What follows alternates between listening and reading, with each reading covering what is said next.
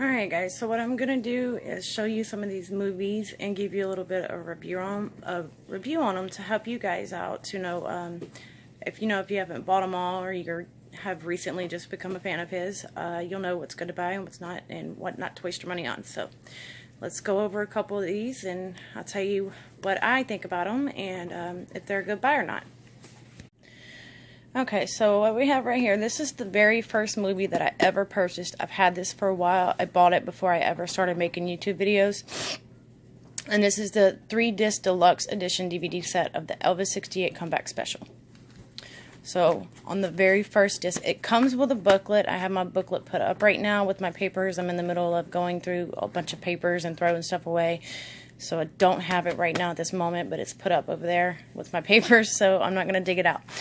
But it does come with a booklet with tells you what's on each DVD and has some really nice pictures of Elvis from the special on there. And disc 1 is the original, the show that they aired back then on TV.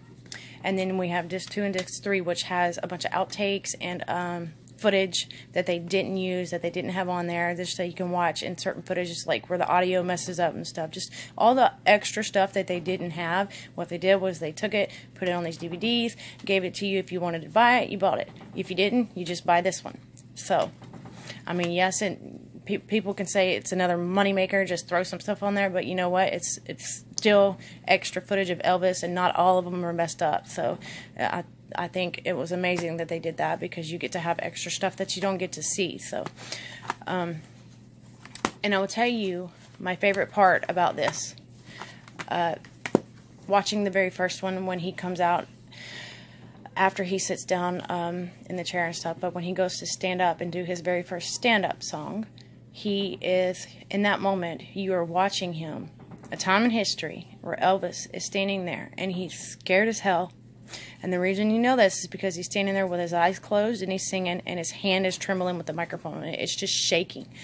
And the moment that the crowd screams, he smiles and he opens up his eyes. It was almost watching a child in a way, and I could relate to him because I'm really, really shy myself, and I could never do the things that he did. And I don't know how he overcame it and he did it, but he did it to take care of his mama, and that's what he did. And it was really amazing watching him do that. A lot of people say that he sought approval. He had to have somebody tell him that he was going to do good and to make himself believe it. And I'm kind of the same way in certain times. I do that. And he also did that in the new movie that I just purchased that I just watched yesterday, which that's the way it is. You can definitely tell because he's saying, I hope I remember the songs, the words to this one song when I go out there, and he keeps saying, I hope I remember it. And what happens is, who's sitting next to him is, I think it's either Red or Sonny. I think it's Sonny sitting next to him, and he says, all you got to do is, you remember that first part and you got it. And then Elvis says, yep, all I got to do is remember that first part. So he sought approval or like people to tell him that he was going to be okay and do it to make himself believe it. He needed that. Some people need that. I do that too. I catch myself doing that at times too. That happens. So, and you can see that in right here where he's singing the song. He needed the approval of the crowd, and it shows that. And he needed it when he was going out for that for his very first opening night in Las Vegas, and it shows that. So, the one that I had mentioned that I said really pissed me off, that some things shouldn't have been said, should have never been made. This whole damn thing should have never been made. Let me tell you, Elvis, the final chapter 1 hour special is bullshit. If you're a true fan, it's only going to piss you off, so do not buy it. The only reason I purchased it because I thought it was going to be a documentary with like footage like this on it, and it did show some footage, but it was like a few seconds of it and them talking over it, so I didn't really enjoy it. And the whole thing was pretty much made to talk shit about him, which pissed me off. On there, and it's kind of misleading because it'll say that Joe Esposito's on there, it'll say Priscilla's on there, Tom Parker's on there, Linda, this guy, Ginger, and then this other girl that was his girlfriend, Sheila Ryan.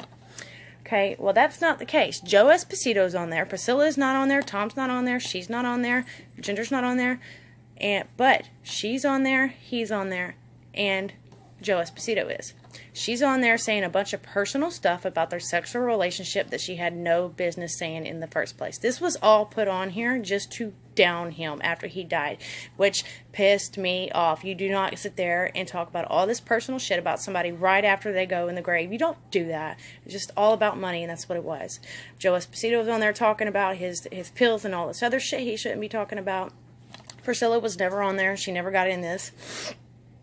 Neither was Tom. Neither was Linda. Neither was Ginger. Now this guy right here, he is on here. Who is he, you may ask? His name is Don Wilson. Don Wilson met Elvis in the 50s, and I think he met him again later on with his dad at another show. And so they kind of like knew each other, and then his parents died in a car crash, and his grandma wrote the Presley estate a letter. Elvis got it, sent him a sympathy postcard, and they went from being like kind of like friends there. They kind of like went from being to brothers.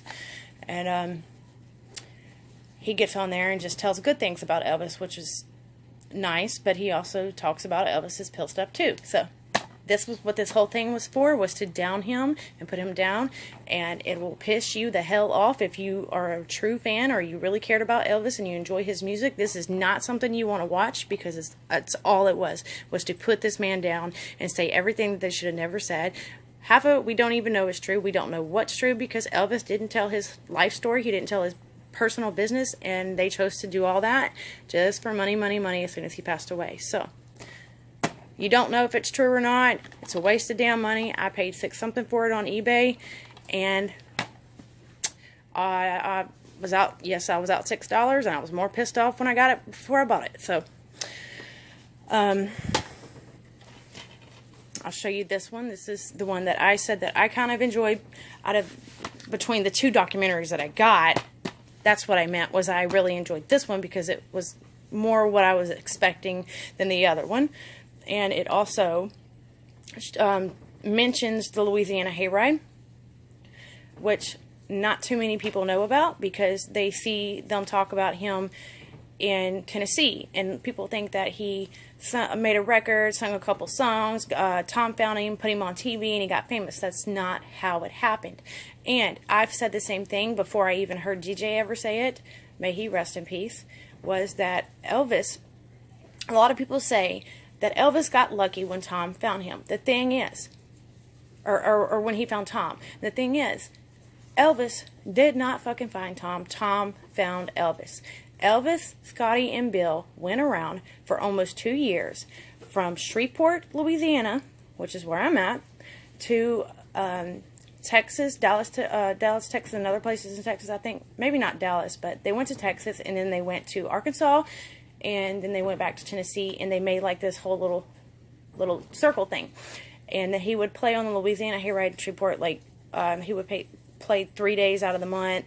He signed 3 contracts. When I went down to the auditorium, there was 3 contracts that he signed. The third contract is the one that he had just signed. And when Tom came along in 55, Tom paid $10,000 to get him out of that contract. And he came back on December 15th and 16th to perform.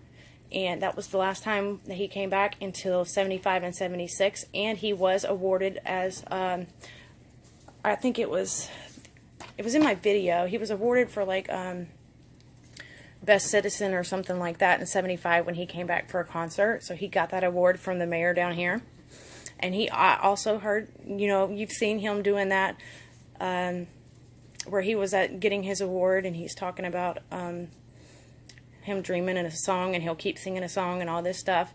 That was another award he got for if you guys know what the exact name of it is, you can put that down in the comments, because I don't know the exact name to be sure, because I haven't really looked that up yet. But this right here does share from the time that he started, like kind of like where he would go watch people play in the blues, and where he picked up his moves and his whole way of singing and everything, and how he would watch gospel singers and stuff like that, and he wanted to always be one. And it just shares from the beginning to the end, and it really has a lot of stuff from the Louisiana Hayride in here, which I am happy to see that, because him and Scotty and Bill did the work.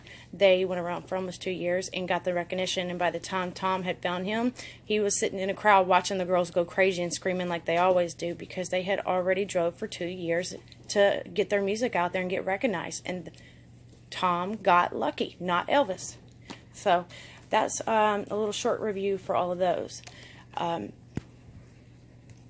of want to help everybody out and tell everybody, you know, what's good and what's not, because I know, just like me, I don't have a whole lot of money.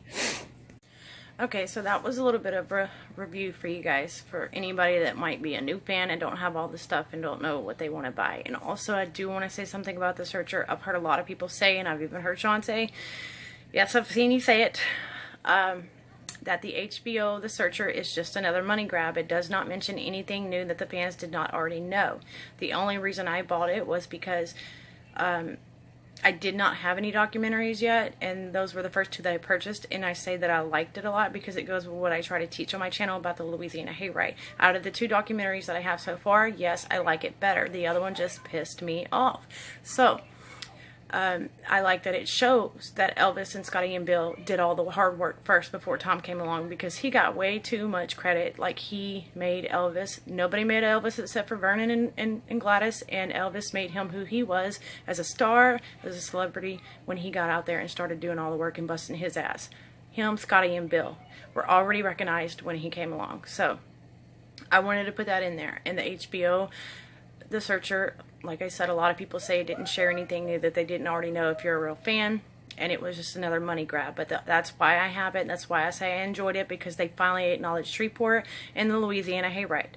So that is finally in something that I have watched so far, besides the documentaries that I watched on YouTube. They'll mention the Louisiana Hayride, but they will not mention Shreveport. And I think that might be because when Elvis died, they started suing everybody for every recording and every freaking tape that they ever had. And they sued Shreveport because they had the original very first recording of him being announced on the Louisiana Hayride on stage. It's 2 songs. He sings That's All Right Mama, and then he sings Blue Moon in Kentucky. So they didn't want to give it to him, and it ended up going to a museum where you can listen to any songs that anybody's ever done on the radio before they were famous and stuff, and that weren't their own songs, because Elvis didn't sing his own songs. They're all at that museum. So I think that's why Shreveport doesn't get acknowledged in a lot of the stuff that they make about Elvis, because they did not want to give them that stuff and they were pissed. So anyways, I wanted to share this when I'm going to start doing this, because I don't have a whole lot of money myself, and I buy these a little bit at a time. I have more that I'm going to do reviews on and show you that I've already watched. That's what I've been doing. I've been watching all these movies because I want to watch them first before I get them off of YouTube, to see if it's going to be worth my money. And also, I wanted to buy something like in whole, instead of just buying it off YouTube in case I didn't like it, or I wanted to resell it to make my money back. I would have that. So that's what I chose to do. And I'll be giving you more reviews on the other videos that I watched. That's the Way It Is. I freaking love that movie, and I'm going to be getting some more. So that's what I'm doing here, is helping you guys know what to buy and what not to buy, or what's a good buy, and telling you all about it, so that if you are interested in it, you can get it, and if you don't think you would want to watch it, then you don't have to waste your money. So I hope you guys enjoyed this. I hope this helps.